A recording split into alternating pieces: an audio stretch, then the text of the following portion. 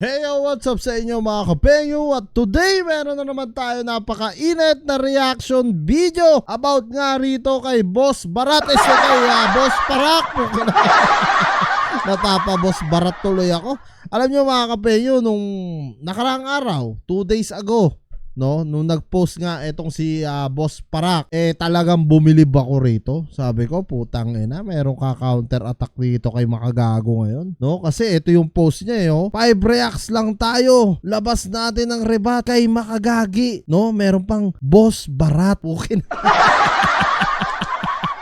The truth hurts mga kapengyo, no? Ika nga ng mga talagang mga nagsasabi na matatanda, no? So talagang masakit talaga pag naibunyag ang katotohanan, no? Talagang kanina lamang mga kapengyo, no? Bigla akong nashock ako mga kapengyo, no? Nang biglang eto na pala yung rebat na ito ni Boss Parak mga kapengyo. Panoorin natin, sobrang tangina, kahit kayo hindi kayo makakapaniwala, no? Isipin nyo, from Boss Barat from Boss Parak to riches po.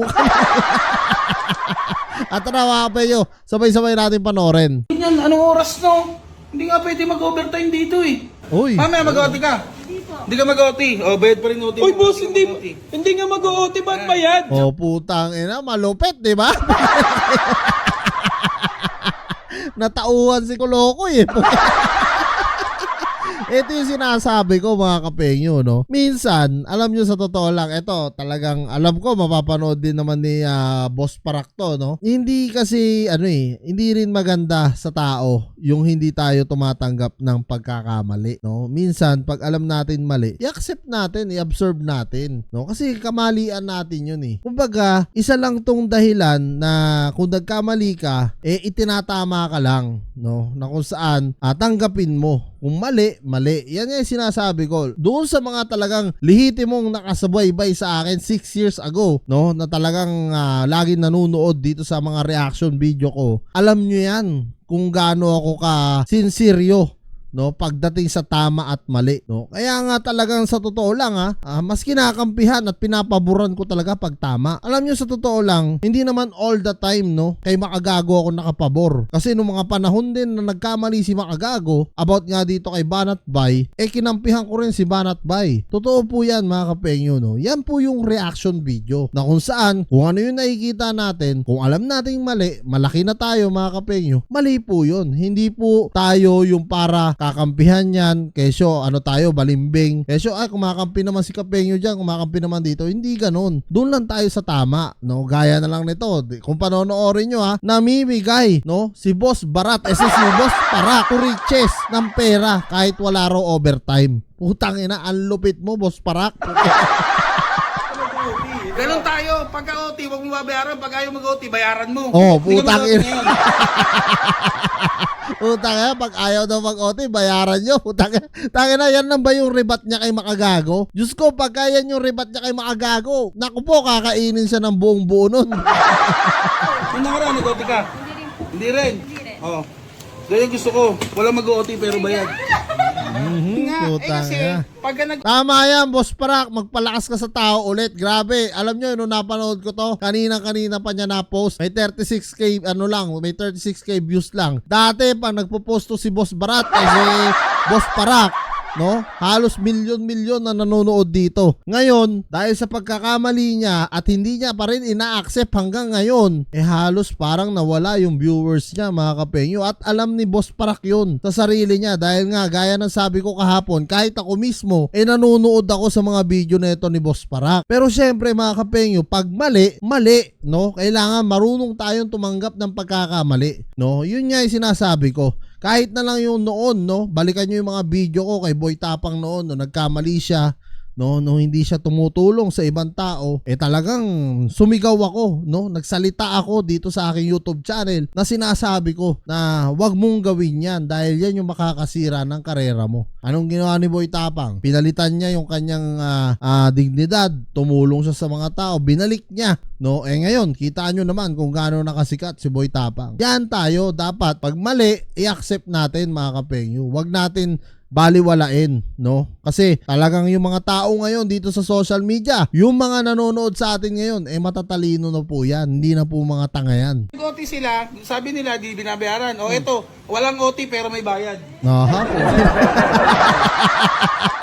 Boss, ang dami yung mga trabahador mo. Ang dami na naman, oh. Mga ayaw pa mag-uwi, ano. Ba't ganyan? Anong oras? Talagang pinakita pa sa CCTV no, na may mga trabahador talaga siya para syempre makabawi siya sa mga tao kasi alam ng mga tao na nagkamali talaga. Ito si Boss Barat, si Boss Parak pala po. So, hindi nga pwede mag-overtime dito eh. Hindi pwede yung ganun. Pauwi na yan, pauwi na. Eh, pupuntahan natin yan. Ba't may dala kang pera? Hindi pwede. Ano ganyan? Halika. Ba't may dala kang pera? 6, mag-OT ka? Pag nag-OT ka, bayad ka? Bayad. Bayad? Bayad. Oh. Mamaya mag-OT ka, hindi?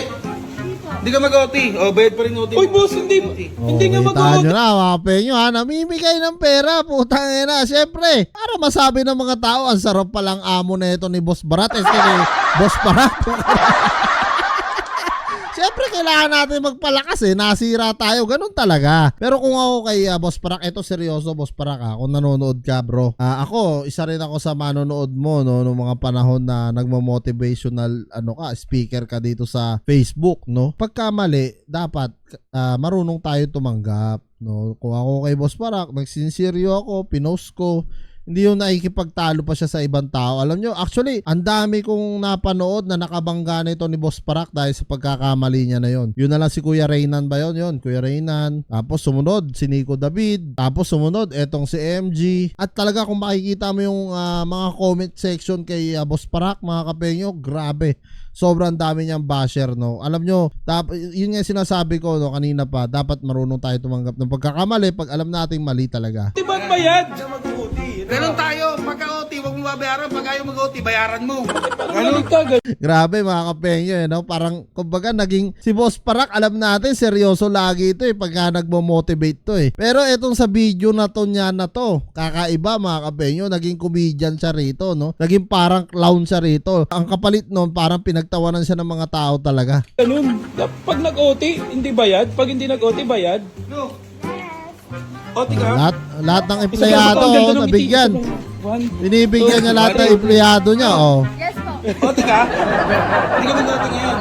Nung nakaraan, nag-OT ka? Hindi rin. Oh. Ganyan gusto ko. Walang mag-OT pero bayad. Aha.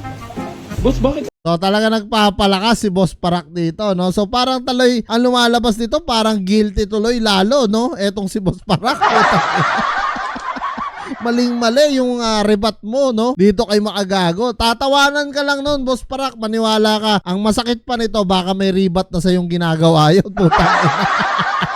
Kaya maging updated lang kayo dito mga kapenyo. Sigurado, pag naglabas si Makagago ng rebat dito, gawa natin agad ng reaction yan. Parang baliktad. Ha? Baliktad. Hindi naman Tinitira nag-OT. tayo pag gumagawa. Sabi, hindi tayo nagbabayad. Sabi niya. Kasi tinitira tayo Sabi, hindi tayo nagbabayad. So, masakit, 'di ba? Mga kapenyo. Ganun talaga kailangan natin i-observe pag mali tayo, tanggapin natin, no? Ng OT. Hindi naman ngayon, nag-OT, ba't babayaran mo? Yun nga. Kasi, pagka nag-OT sila, sabi nila, di binabayaran. O eto, walang OT pero may bayad. Nakapag-overtime ka na rito? Oh, sir. Binayaran? Siyempre, sir. Ay, hindi dapat. Ngayon, mag-overtime ka. Hindi. Oh, hindi ka mag-overtime ngayon? Oh, yan, bayad yan. Uy, hindi nga mag-overtime. Bakit babayaran? Hindi, overtime eh. Bayad yan. Pag ganyan. O, dito tayo. Mag-overtime ka? Hindi. Oh, yan, bayad yan. Boss, hindi nga mag-overtime Pagka hindi mag-OT, yun ang bayaran. So ayan mga kapenyo sinasabi nga ni Boss Parak dito binabaliktad niya na ngayon. Pagka hindi raw mag-OT, yan daw ang bayaran. Puta. Lalo tuloy siyang nahulog sa kumunoy dito kay Makagago tuloy. Abangan natin mga kapenyo yung rebuttal ni Makagago rito. Masaya to. Sigurado, promise mga kapenyo. Putang na. Malupit ang i-rebat dito ni Makagago. Maniwala kayo, baka ginagawa na nun. Hindi lang natin alam. So yan mga kapenyo, kung kayo nga tatanungin ko, ano nga masasabi nyo dito sa ginagawa ngayon ni Boss Parak na bago nga niyang content na kung saan namimigay siya ng pera sa mga tauhan niya pag hindi nga daw nag-overtime ito, na kung saan kabaliktaran sa mga sinabi niya doon sa nilabas niyang video nung mga nakaraang araw lamang na kung saan sinabi nga niya doon na kung konting bagay lang naman daw ang sinobra ng tao, eh hindi na dapat bayaran ng overtime. Which is mali talaga mga kapenyo. Alam naman natin lahat yan. Comment nyo na lang down below lahat ng mga opinion nyo mga kapenyo at lahat-lahat po yan mga basa ko. Maraming salamat mga kapenyo at kita kasi na tayo sa sunod kong reaction videos.